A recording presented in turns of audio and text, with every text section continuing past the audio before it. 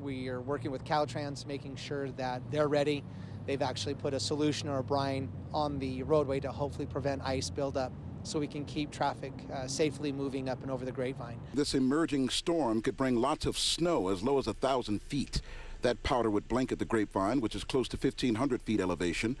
The California Highway Patrol saying their hope is the defensive work being done on the Grapevine ahead of the storm will be enough to keep the traveling public on the road despite the storm. We don't want people to not be able to get to where they want to go to, and it can be a big inconvenience. So that's why we work really hard with Caltrans to try to keep it open. But if it becomes unsafe for the motoring public due to the ice buildup on the roadway, we do have to shut it down.